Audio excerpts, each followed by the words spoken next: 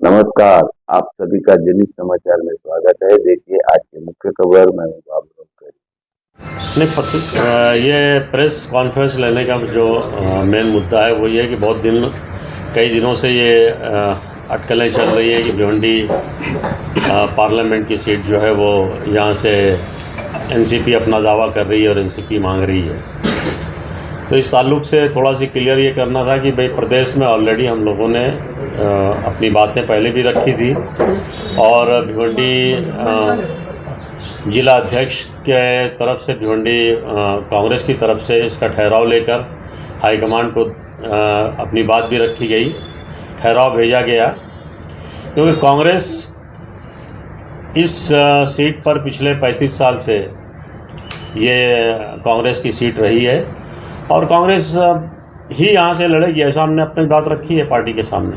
लेकिन देखा जाए जिस तरह से आपने कहा कि पिछले 35 सालों से कांग्रेस यहाँ पर लड़ रही है, लेकिन लगातार 2 सालों से 2 बार जो है यहाँ पर 10 सालों से हार भी रही है कांग्रेस, पर क्या कहना चाहिए? नहीं, एक बार तो हमारे कैंडिडेट ही चेंज हो गया, तो जाहिर सी बात है उस चीज़ को लेके लोगों में नाराज़गी थी नए कैंडिडेट से।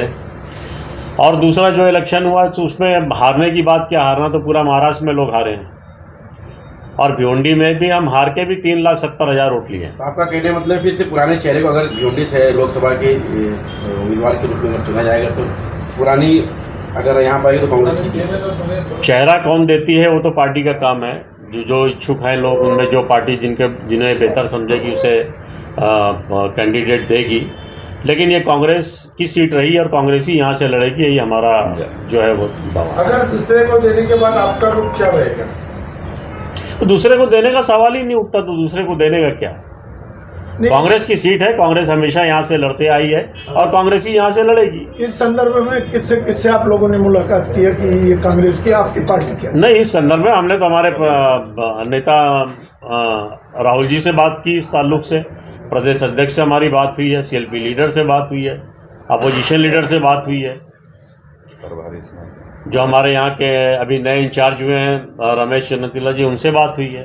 इनका क्या मान? नहीं, सबसे सामने हमने अपनी बात रखी कि भाई ये कांग्रेस की सीट और यहाँ से कांग्रेस का कैंडिडेट लड़ना चाहिए। राष्ट्रवादी ने जिस तरह से दावा किया है उसके बाद कांग्रेस के खेमे में कहीं ना कहीं पूरी तरह से नाराजगी दिख रही है। अगर ये सीट राष्ट्रवादी को जाती है तो क्या कांग्रेस अपनी भूमिका किस तरह से निभाएगी? नहीं, राष्ट्रवादी तो देखिए, राष्ट्रवादी तो पहली बात यहाँ थाना भिवंडी शहर में या जो हमारी पार्लियामेंट कॉन्स्टिट्यूंसी है, इसमें राष्ट्रवादी वैसे ही 2-3 हिस्सों में तकसीम हो चुकी है। पहले जो एक ग्रुप था वो कांग्रेस का ही ग्रुप जाके पार्टी से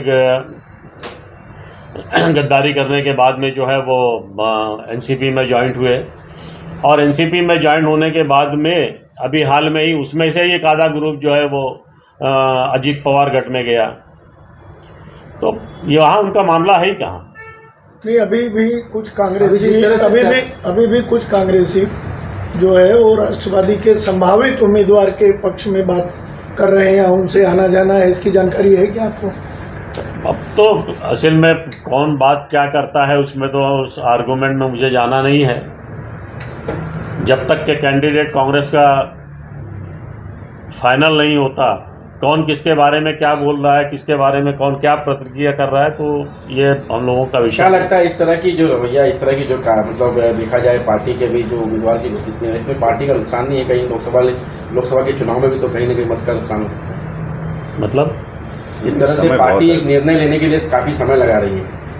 नहीं, पिछला निर्णय तो पार्टी का बहुत कम समय में हुआ था, जिस वक्त सुरेश सावरे लड़े थे, और मैं समझता हूँ कि फॉर्म भरने की आखिरी तारीख थी, उस दिन उनको टिकट का उनका कंफर्मेशन हुआ और कम समय में जिस वक्त शिवसेना और भाजपा साथ में मिलकर इलेक्शन लड़ी थी, उस वक्त करीबन 3,67,000 वोट कांग्रेस को मिला था। उम्मीदवार को लेकर भी कहते हैं कांग्रेस हमेशा सुर्खियों में रहती है, लोकसभा के चुनाव हो चाहे विधानसभा का चुनाव है, जब उम्मीदवार की बात आती है तो वहाँ पर भी नाराजगी जताते थे। इस नाराजगी के कारण वोट बैलेंस में काफ़ी फर्क पड़ सकता है। तो हर पार्टियों में होता है, जहाँ इच्छुक उम्मीदवार ज़्यादा होते हैं वहाँ थोड़ी बहुत नाराजगियाँ होती है, लेकिन हर बार अब कांग्रेस में डिमांड है लोगों को लड़ने से, कांग्रेस पार्टी से लोग इच्छुक हैं इसके लिए।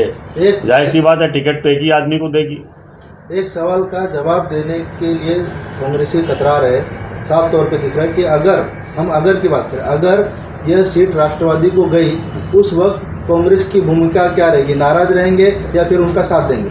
नहीं, पहली बात तो राष्ट्रवादी को जाने का प्रश्न उठता नहीं। बाई चलेगी कोई बेसिक बाई चांस देखिए ऐसा है कि चाहे उस वक्त आप साथ रहेंगे या फिर उससे नहीं, शरद ऐसा है, शरद पवार जी जो है वो बड़े नेता हैं, हर चीज़ें अच्छी तरीके से वो समझते हैं और ये क्राइटेरिया रखा गया है कि भाई हम पहला कोशिश ये रहेगी कि कौन कैंडिडेट जीत सकता है। देखिए और उस कैंडिडेट्स के ऊपर जो है वो विचार किया जाएगा, ये सभी पार्टी के नेताओं का मानना है। तो पवार साहब भी इस चीज़ को समझते हैं। अब कोई आदमी अगर पार्टी में आके उनके साथ जुड़ रहा है और वो ये चाहता है कि भाई मैं कैंडिडेट बनूं, तो ये तो उनकी अपनी पार्टी का मामला है।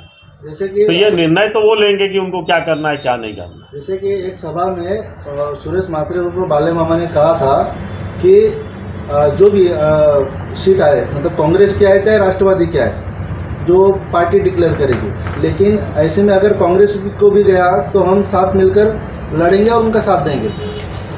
देखिए जो इंडिया का अलायंस है, कांग्रेस की ओर से ऐसा क्यों जवाब क्यों नहीं आ रहा?